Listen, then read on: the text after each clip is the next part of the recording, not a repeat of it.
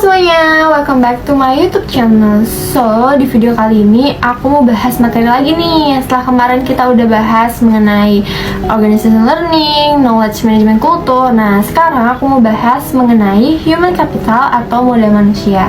Nah, nggak perlu berlama-lama lagi, langsung aja simak materi yang aku mau bahas. Let's get started.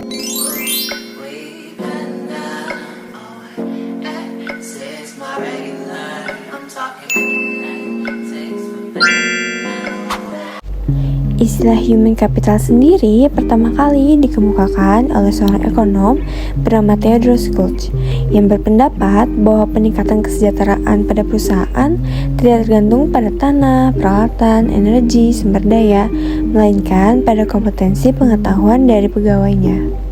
Human capital sebagai kemampuan sumber daya manusia yang diperoleh melalui investasi pada sumber daya manusia yang mendeskripsikan bahwa human capital terdiri dari 4 hal, yaitu kemampuan, perilaku, usaha, dan waktu. Untuk mendeskripsikan human capital sebagai kombinasi dari keempat faktor tersebut sebagai berikut, yaitu yang pertama ada karakteristik atau sifat yang dibawa pada pekerjaan, misal inteligensi, energi, sikap positif, keandalan, dan komitmen. Yang kedua, kemampuan seseorang untuk belajar, yaitu kecerdasan, imajinasi, kreativitas, dan bakat. Lalu yang terakhir, yaitu motivasi untuk berbagi informasi dan pengetahuan, yaitu semangat tim dan orientasi tujuan. Selanjutnya kita akan bahas peran human capital. Kunci dari keunggulan organisasi terdiri dari 3 kelompok utama dari aset perusahaan, yaitu ada aset finansial, aset fisik, aset tak berwujud. Nah, kita akan bahas satu-satu. Aset finansial tuh misalnya uang tunai dan surat berharga. Aset disebut financial capital. Lalu aset fisik terdiri atas peralatan, gedung, tanah, dan yang terakhir aset berwujud, yaitu modal organisasi, aliansi bisnis, pelanggan, merek, reputasi, dan modal intelektual. Selanjutnya, dalam meningkatkan kompetensi karyawan, tantangan utama yang harus diperhatikan yaitu kompetensi harus sesuai dengan strategi bisnis dan kompetensi perlu diciptakan melalui lebih dari satu mekanisme.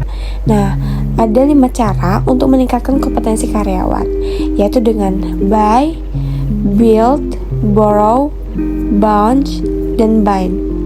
Nah, kita bahas satu-satu. Buy, mengganti SDM yang lama dengan yang baru dan memiliki kualitas yang lebih baik. Lalu build, investasi dilakukan terhadap SDM untuk meningkatkan kualitasnya menjadi lebih baik. Borrow, menggunakan konsultan atau partner efektif memungkinkan berbagai pengetahuan dan desain kerja baru. Lalu bounce, perusahaan harus mengeluarkan karyawan yang bekerja di bawah standar. Yang terakhir, bind, mengikat karyawan yang keluar merupakan tindakan kritis pada semua tingkatan. Model konseptual yang dikemukakan oleh Ulrich menggambarkan bahwa transformasi divisi peran SDM yang didasarkan pada 2 dimensi utama, yaitu dimensi operasional dan dimensi strategi. Dari 2 dimensi ini muncul 4 peran SDM, yaitu ada strategic partner, administrative expert, employee champion, dan yang terakhir ada change agent. Strategic partner yaitu departemen SDM harus mampu menjadi partner bagi manajer lini dan manajemen lainnya dalam mengeksekusi strategi dan membantu merealisasikan perencanaan. Administrative expert membantu tercapainya efisiensi administratif dan memastikan bahwa kos dapat dikurangi dan kualitas tetap terjaga secara kontinu. Selanjutnya ada employee champion. Departemen SDM harus dapat menunjukkan komitmennya terhadap manajemen dan pada waktu yang sama berusaha meningkatkan kontribusi karyawan lebih besar. Yang terakhir, change agent. Departemen SDM harus dapat menjadi agen perubahan yang kontinu, membantu proses-proses dan kultur secara bersama, meningkatkan kapasitas organisasi untuk lebih baik. Tingkat kompetensi dalam sistem pengukuran human capital itu ada 3. Yang pertama, activity level, yaitu pengukuran aktivitas rutin SDM seperti rekrutmen, pemberhentian, promosi, dan lain-lain untuk syarat laporan internal. Yang kedua, ada functional level, yaitu kolaborasi dengan unit fungsional organisasi, misal divisi dalam pengukuran aktivitas, mengumpulkan dan menerjemahkan data, dan mengambil tindakan koleksi. Yang terakhir, strategic level, yaitu tingkatan analisis tertinggi sehingga dapat memberikan gambaran perusahaan secara penuh, memberikan pemahaman hubungan antara SDM, strategi, dan kinerja. Dari ketiga tingkat kompetensi yang tadi aku udah jelasin, diketahui bagaimana melakukan pengukuran nilai human capital pada ketiga tingkat tersebut, dimulai dari tingkat korporat dalam unit bisnis fungsional, tingkat rendah yaitu aktivitas dari divisi SDM. Untuk mengintegrasikan sistem pengukuran tersebut menjadi sistem yang kohesif dalam suatu jalur yang terdiri dari 3 tingkat, dan pada masing-masing tingkat terdapat aktivitas yang dapat diukur beserta hasilnya. Pandangan perusahaan yang hanya pada cost saja dalam pengelolaan human capital harus ditinggalkan. Artinya, investasi dalam SDM dipandang bukan sebagai biaya saat ini, melainkan investasi aset masa depan.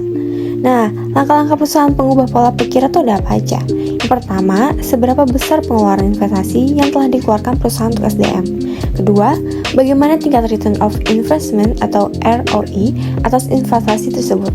Yang ketiga, dapatkah dari beberapa investasi tersebut dialokasikan kembali untuk mendapatkan ROI yang lebih baik?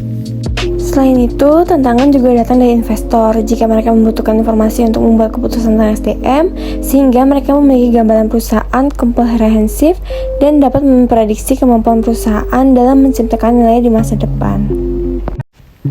Yang terakhir dari materi ini yaitu adalah mengidentifikasi human capital. Dua hal yang mendukung kontribusi investasi human capital ke dalam perusahaan. Pertama, karyawan dengan human capital tinggi lebih mungkin memberi layanan konsisten dan kualitas tinggi, sehingga perusahaan tempat mereka bekerja dapat mempertahankan pelanggan atau menarik pelanggan baru.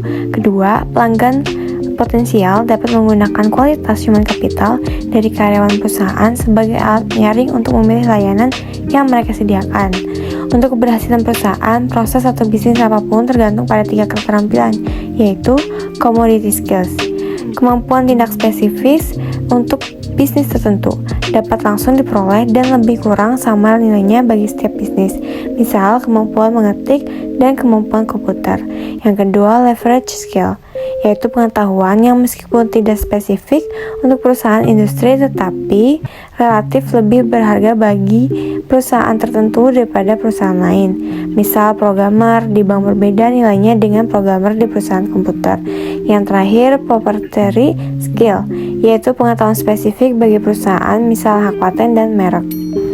Nah, itu aja yang bisa aku bahas di pembahasan materi kali ini. Semoga bermanfaat buat teman-teman semua. Jangan lupa like, comment, and subscribe. Jangan lupa di-share juga ya. Sampai jumpa di pertemuan selanjutnya. Bye-bye.